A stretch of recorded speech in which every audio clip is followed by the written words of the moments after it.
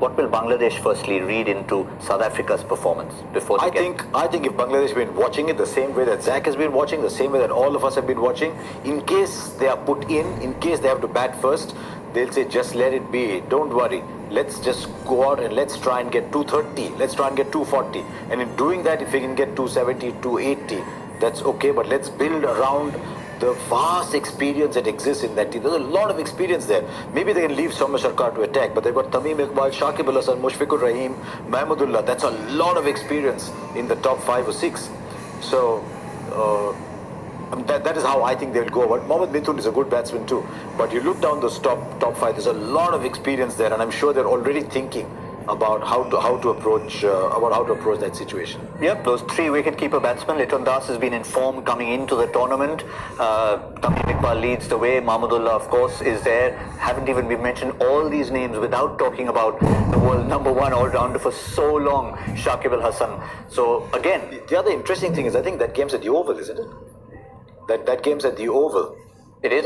So Oval is traditionally a good bounce. So I wonder South Africa will want to come back and come hard at Bangladesh with bounce. Still no Dale Steyn, but they still got Rabada and Ngidi. Yeah, so that's one of the things. South Africa's lesson in reverse. Now they'll be looking at that squad over there. That's the players who play. When you look at the squad, you just know that this squad has the potential. This squad has the potential to create that kind of impact. It's just about getting things together and getting those few wins under your belt.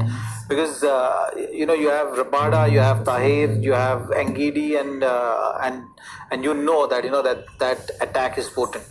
It's just about and batting. There's enough experience in that lineup. We'll have to see how Amla has recovered from that concussion scare which he had. So whether he's going to be available for tomorrow's match or no. But if even if he's missing a game or two, I think that South Africa batting lineup has got enough potential to put runs on board. So I think looking at tomorrow's game, you would expect that South Africa are favourites. And looking at that bowling attack, you'll see a lot of short balls and bouncers and bumpers. That will certainly be a strategy. You made a valid point about Hashim Amla. I think Faf might have said it that when he walked off, he said it was a bit all over the place in the dressing room. Now you don't want that for one of your lead batsmen. Also, there'll be the psychological factor that he was late on a bouncer. He was very late on the bouncer, but they want him to get back into form quickly because that batting order, it needs Amla firing at the top. Again, with no disrespect, long tournament, this is where it gives you a chance to recover, and maybe this is a game that you can say that, okay, this is not a bad game for you to be sitting out. It's also a call you have to take, because remember, if you seek a replacement, you've lost the player. You can't get a replacement for 3 games and go back and come back player. Because once you seek a replacement, the player that you've got is gone, unless he comes back as a replacement for some other player. Correct. So they've got to be very careful about the replacement. One more factor is, one of the regrets Faf du Plessis said after that England game was that maybe they played one too many all-rounder. A lot of talk about why a frontline bowler like Steyn was not playing, for example. So one reckons, will they learn from that and just go hard? Even Chris Morris missed out? Yeah, so that might be the possible change in place of Pretorius.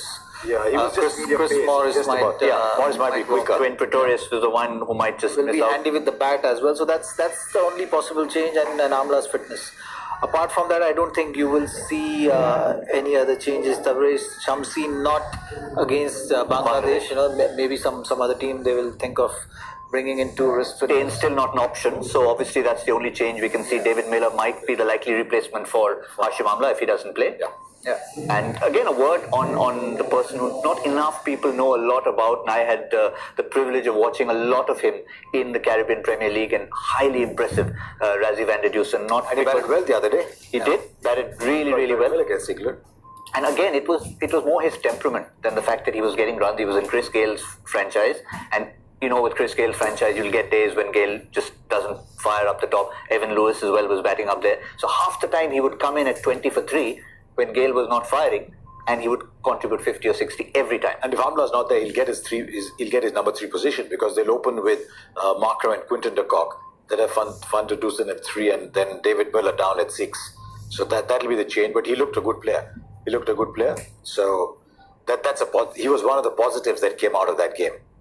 And from Bangladesh's point of view, obviously, we've talked about their strength in batting, but they've got a nice little bowling unit together. Maybe not as reliant on spin as they've been in past World Cups, but the reason for that is because they've got people like Mustafizur, Abu Jaid, Rubel as frontline quick bowlers, and I think Mohammad Saifuddin also very, very impressive as an all-round fast bowling option.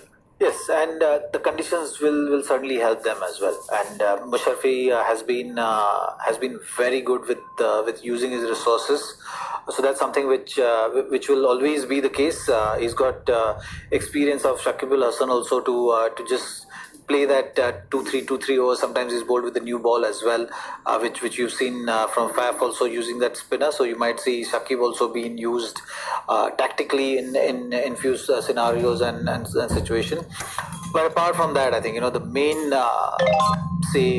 winners for Bangladesh are always going to be Mushfiqur and Tamim and Shakib playing those crucial, Mahmudullah playing those crucial knocks to set it up for the team. And of course, I actually had Mehdi Hassan as the sort of spin bowling all-rounder batting at 8. But I wonder if they'll want to leave him out and play Saifuddin in that place. Having seen what's happened so far. Because they already have Shakib, they have Musaddiq, they have Mahmudullah in the top 7.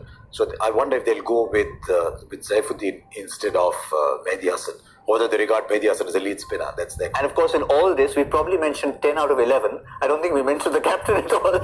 We talked about their fast bowlers. I think I mentioned their whole attack and forgot that a certain gentleman by the name of Mashrafi Mortaza is a fast bowler and he's actually leading the side. I'll tell you what I liked in the warm-up game against India was the fizz. Mustafizur is back to bowling well. He was bowling good lines. He was bowling in the mid-130s. He wasn't only bowling those slow balls. So I think he's a big part of that attack. Because Mashrafi Mortaza now is really a backup bowler now. He's the captain and a backup bowler. So who's going to be the quick bowler? Is it Abu Jaid? Is it Rubel?